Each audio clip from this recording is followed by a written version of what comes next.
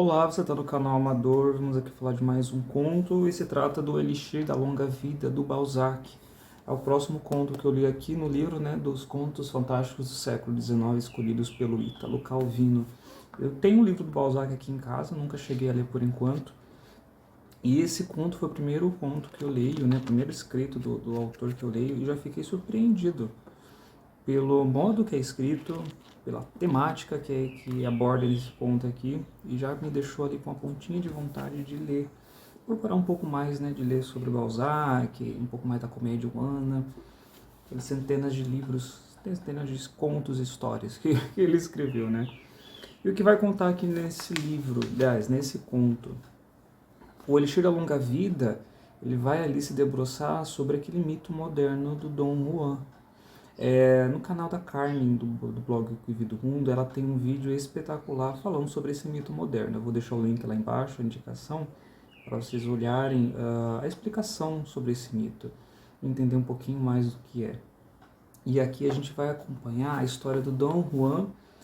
Eu esqueço o sobrenome dele, é Belvidero. Dom Juan Belvidero. Esse jovem bom vivant, E que tem ali o seu pai como completamente o oposto dele. O pai é uma figura mais velha, é um semblante ali de sabedoria, de conhecimento de mundo, de conhecimento vivido, e o seu pai está na beira da morte, No começo do conto, a gente já encontra ele junto a um príncipe dentro de uma festa, de um encontro, porque aqui as festas fazem um papel muito importante também, porque são sinônimo de excentricidade, de beleza, de fugacidade, superficialidade, tudo isso, Aí ela já começa aqui logo no primeiro ponto, no primeiro parágrafo, Nessa época, uma festa era um espetáculo maravilhoso, que só riquezas fabulosas ou o Fausto de um nobre permitiam organizar.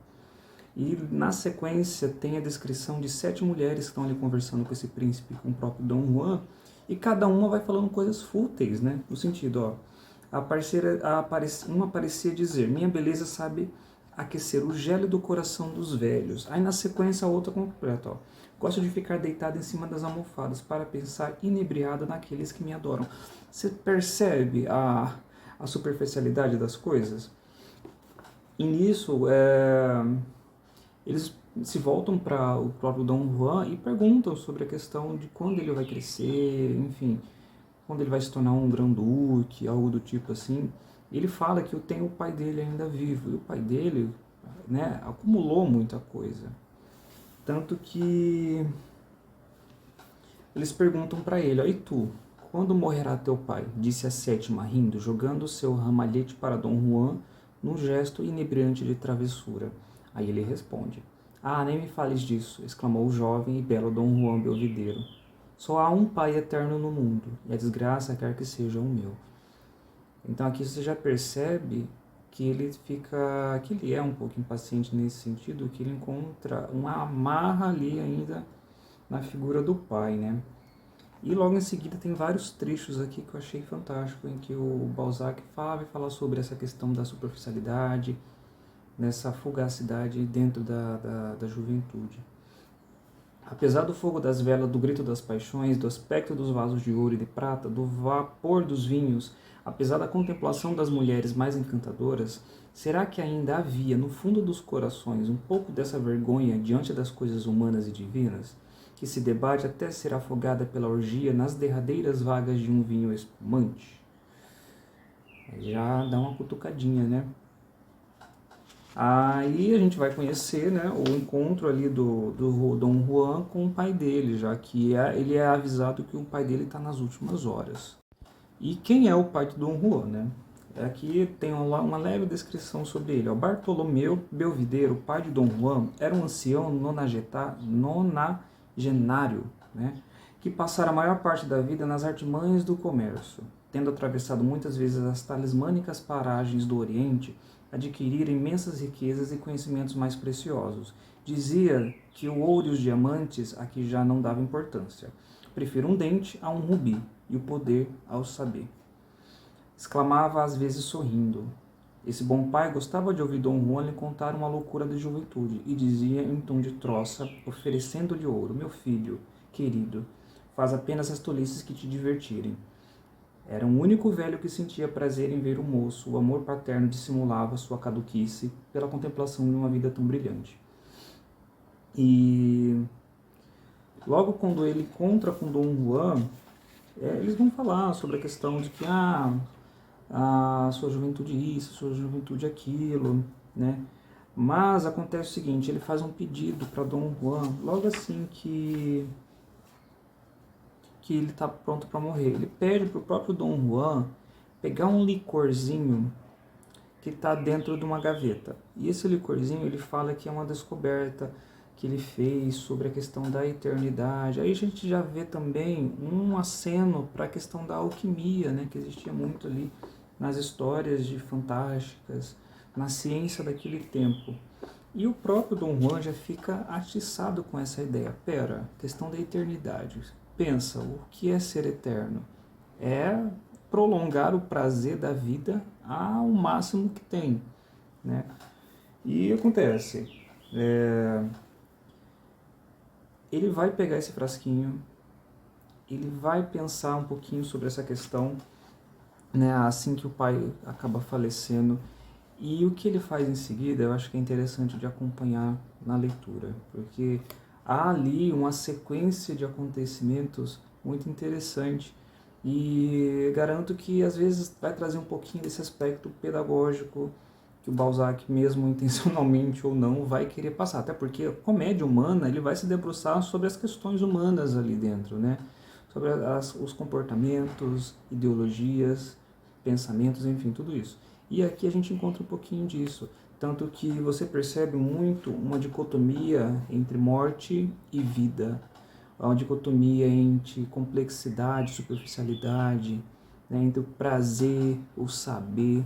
Então você vai encontrar muito disso, entre o jovem e o velho também, eu acho que é o mais gritante aqui dentro, em que tudo que há relacionado à juventude é mais prazeroso, é fútil, sabe? É essa coisa maravilhosa, enfim. E tudo que é relacionado ao velho é decrepitude, é fim da fila, é o final de tudo, não há mais o que fazer. E para se voltar a isso, há a questão da eternidade. E a gente se volta um pouquinho da alquimia, né? Tem uns trechos que ele coloca que são muito bons. E só para elucidar aqui um pouquinho quem foi Dom Juan após a morte do pai dele ali, depois de alguns acontecimentos, ele vai se voltar um pouquinho na própria figura do personagem, né? Ele comenta, Dom Juan Belvidero passou por um filho piedoso, lá embaixo ele coloca, ó. Só ficou perfeitamente tranquilo no dia em que uma estátua paterna, ajoelhada diante da religião, impôs seu peso enorme sobre aquela cova, no fundo da qual enterrou o único remorso que aflorara com seu coração nos momentos de lassidão física.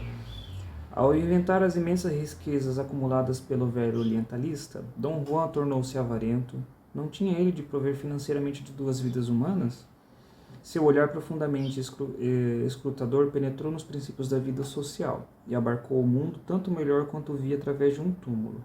Analisou os homens e as coisas para liquidar de vez com o passado, representado pela história, com o presente, configurado pela lei, e com o futuro revelado pelas religiões. Pegou a alma e a matéria, jogou-as num crisol e nada encontrou. Desde então tornou-se Dom Juan, em grandes letras. Aí logo em seguida, senhor das ilusões da vida, jovem e belo, lançou-se na existência desprezando o mundo, mas apoderando-se do mundo. Aí a gente já percebe um pouquinho, né, do mito do Dom Juan. Quem foi Dom Juan? E lá na próxima página ele vai trazer mais um pouco dessa figura, né, depois da morte do pai. Ó. Para os negociantes, o mundo é uma trouxa de mercadorias, um maço de notas em circulação. Para a maior parte dos jovens, é uma mulher. Para certas mulheres, é um homem. Para certos espíritos, é um salão, uma cotière, não sei como pronuncia, um bairro, uma cidade. Para Dom Juan, o universo era ele mesmo. Você já vê um ponto de narcisismo, né? Modelo de graça e nobreza, espírito sedutor, ancorou sua barca em todas as praias. Mas, ao se deixar conduzir, não ia até onde queria ser levado. Quanto mais viveu, mais duvidou. Ao examinar os homens, não raro adivinhou que a coragem era temeridade. A prudência, uma poltronice. A generosidade, uma fineza. A justiça, um crime. A delicadeza, uma tolice. A probidade, uma conformação. E por uma fatalidade singular, deu-se de conta que as pessoas realmente probas, delicadas, justas, generosas, prudentes e corajosas não mereciam a menor consideração entre os homens. Aqui a gente já percebe, né, da futilidade das coisas, já que as pessoas que carregavam ali uma virtude que muitas das vezes são ali, muitas das vezes não, elas são boas, bem vistas, elas não tinham consideração entre os homens. O que é dos homens é o mundo, né, dos espertos, como dizem, né? Então é muito interessante você ver o que Dom Juan se tornou depois que o pai morreu e o que ele fez com aquele frasquinho. Tanto que depois, claro, o Dom Juan, como uma pessoa de carne e osso, a vida passa também para ele, né? E logo quando ele se depara com a sua própria velhice, ele, a ponto de não querer fazer as mesmas coisas com o pai, aparece um traço interessante. Então, o final desse conto é bem espetacular, é muito bom, eu achei muito interessante.